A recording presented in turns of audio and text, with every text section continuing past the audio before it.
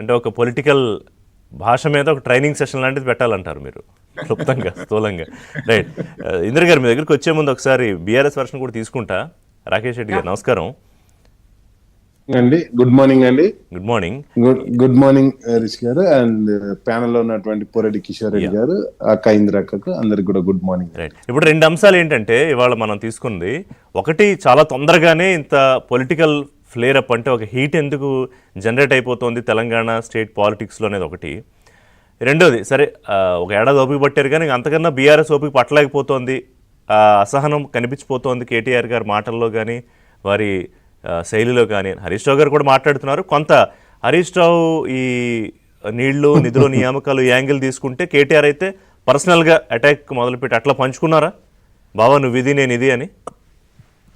Sir first of all ఏదైతే మీరు అడిగినటువంటి దానికి మొన్న ఏదైతే ఛాలెంజ్ చేశారో ముఖ్యమంత్రి గారు, కేసీఆర్ వస్తారా, కేటీఆర్ వస్తారా, మోడీ వస్తాడా, కిషన్ రెడ్డి వస్తాడా అని చెప్పేసి ఫస్ట్ ఛాలెంజ్ విసిరి అందరినీ మీరు రండి నాతో చర్చకు నేను సిద్ధంగా ఉన్నా అని చెప్పేసి చెప్పింది మేం కాదండి.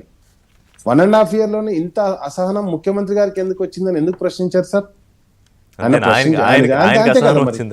అంతే కదా సార్. నేను ఏమంటానంటే ఆయన ఇచ్చిన హామీ ఏది అమలు చేయలేకపోతుండు. 2500 మహిళలకు ఇస్తాడు, అమలు చేయలేకపోయిండు.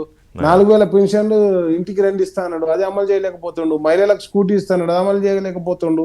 నేనేమంటానంటే తులం బంగారం ఇస్తాడు, అది అమలు చేయలేకపోతుండు. ధాన్యానికి బోనస్ ఇస్తా అన్నాడు, దాన్ని అమలు చేయలేకపోతుండు. రైతు బంధు 2 దఫాలు ఇయ్యలేదు, దాన్ని అమలు చేయలేకపోతుండు. ప్రతి ఒక్క దాన్ని అమలు చేయలేకపోతుండు. కాబట్టి ఆయన నెక్స్ట్ వచ్చేసి ఈ రోజు కూడా ఢిల్లీకి ఎందుకు పోయినండి? మూసీ రివర్ ఫ్రంట్ అని ఆయన ఫస్ట్ ఇయర్ ఆయన ముఖ్యమంత్రి స్వీకారం చేయగానే డిక్లేర్ చేసిండు. ఇంతవరకు ₹1 రాలేదు. ఆయన కొడంగల్ లిఫ్ట్ ఇరిగేషన్ అని పెట్టుకున్నాడు, ఒక బస్తా సిమెంట్ కొనలేదు. నేనేమంటా అంటే ఏది స్పోర్ట్స్ యూనివర్సిటీ అన్నాడు. సార్ నిజంగా కూడా గమ్మత్ నవ్వొస్తుంది సార్. స్పోర్ట్స్ యూనివర్సిటీ గురించి యూనివర్సిటీ ఇవ్వండి అని చెప్పేసి అక్కడ సెంట్రల్ మినిస్టర్ని అడిగినట్టుగా అనిపించలే. ఏదో మా దగ్గర ఆటల పోటీలు పెట్టురని అడిగినట్టే ఉన్నది. దాంట్లో ఇప్పుడు మనం ఆంధ్రజ్యోతినే చూస్తున్నాం, హెడ్ లైన్ లో ఏమున్నది దీంట్లో? ఆయన మంత్రిని కలిసి ఏం రిక్వెస్ట్ చేసిండు అంటే కేంద్ర క్రీడా భారీ స్థాయిలో క్రీడలకు సంబంధించి అదే నేను ఏమంటున్నానంటే కపిల్ దేవ్ ను కలిసి అది న్యూస్ ఎందుకైతే సార్? కపిల్ దేవ్ అన్న యూనివర్సిటీ పెట్టేటోడా, కపిల్ దేవ్ అన్న స్టేడియం కట్టేటోడా? కాబట్టి నేనేమంటున్నానంటే అసలు కపిల్ దేవ్ కు స్పోర్ట్స్ కు సెంట్రల్ గవర్నమెంట్ ఆయన ఫండ్ ఇస్తాడా? కపిల్ దేవ్ ఒకప్పుడు తప్పకుండా 83లో ఆయన వరల్డ్ కప్ తీసుకొచ్చిన గొప్ప ప్లేయర్. అంతేగాని దాన్ని కాకుండా మనం ఏమంటున్నామంటే ఇప్పుడు పోయిన పని ఏంది, ఎక్కడ అసహనంతో ఉన్నారంటే 2 లక్షల కోట్ల అప్పులు చేసిండు, ఒక్క ప్రాజెక్టు కూడా ముందడికి పోలే, ఆ పైసలన్నీ ఏమైనాయని అడుగుతుర్రు. కాబట్టి దానికి అసహనానికి లోనవుతుండు. నేను నెక్స్ట్ వచ్చేసి ఏమంటున్నానంటే స్థానిక సంస్థల ఎలక్షన్లు జనవరిలో అయిపోయినాయి సార్, సర్పంచ్లు అయ్యి. అండ్ నెక్స్ట్ వచ్చేసి తర్వాత ఎంపీటీసీలు జెడ్పీటీసీలు అయిపోయినాయి. 42% రిజర్వేషన్ అన్న వాళ్ళ మేనిఫెస్టో. నేను ఏది కొత్త చెప్పట్లేదు, మా మేనిఫెస్టో కూడా చెప్పట్లేదు. ఎందుకంటే మేము ప్రతిపక్షం. కాబట్టి ప్రతిపక్షంలో ఉన్నప్పుడు అసహనానికి లోనవుతుంది వాళ్ళు. ఈ రోజు ఏం చేశారు? కంచగచ్చిబౌలి సెంట్రల్ యూనివర్సిటీ భూములు తాకట్టు పెట్టి ఎందుకు తాకట్టు పెట్టిన కూడా తప్పేనా సార్? ఏం ప్రశ్నించదు ప్రతిపక్షం ఉన్నప్పుడు సపరేట్గా ఉన్నానా సార్? నేనేమంటున్నానంటే లగచర్ల సంఘటన కావచ్చు, రైతులకు బేడీలు వేసారు సార్. హార్ట్ స్ట్రోక్ వస్తే ఆయనకు బేడీలు వేసి తీసుకొచ్చారు. మొన్న ఇథనాల్ ఫ్యాక్టరీ పెడతా అంటే రైతులంతా తిరగబడితే వాళ్ళకు కూడా బేడీలు వేసి తీసుకొచ్చారు. అసహనానికి లోనవుతుంది ఎవరు సార్? సో ఏంటంటే ఏడాదిన్నరలో చాలా చేద్దాం అనుకుని చేయలేక ముఖ్యమంత్రి అసహనానికి లోనవుతున్నారు అనేది మీరు చెప్తున్నారు. నెక్స్ట్ వచ్చేసి సార్ ఒక మాట చెప్పి కంప్లీట్ చేస్తాను సార్. నేనేమంటానంటే మీరు అడిగారు ఎందుకు కేటీఆర్ గారు వ్యక్తిగతంగా. సార్ కేటీఆర్ గారు ఎక్కడ కూడా వ్యక్తిగతంగా ఏ రోజు అనలేదు సార్. మా పార్టీ నాయకుడిని, మా ప్రెసిడెంట్ను ఇష్టం వచ్చినట్టుగా ఏ సభలో పడితే ఆ సభలో తిడుతుంటే ఎవరు తిట్టదు, ఆయన తిట్టుకుంటా పోతాడు, మేము వినుకుంటా పోవన్న. ఎందుకు ఊకుంటాడు సార్ మా వర్కింగ్ ప్రెసిడెంట్? కాబట్టి నేను ఏమంటానంటే మా నాయకుని దూషించినప్పుడు తప్పకుండా ఆయన బంద్ చేయమని చెప్పారు. ఫస్ట్ ఆయన బంద్ చేసినప్పుడు మేము ఎవరైనా బంద్ చేస్తారు. ఇంతకుముందు కిషోర్ అన్నట్టు అంతకుముందు బండి సంజయ్ కూడా గిట్లనే ఉంటుండే. నేనేమంటున్నానంటే ఇప్పుడు ఏది కానీ ఒకటి వైస్ వర్స కంపల్సరీ కొనసాగుతుంది. ఆ రోజు వచ్చి మా కేసీఆర్ని తిడతారు, మీరు ఏం తిట్టకూరు, మీరు శాంతిగా మేము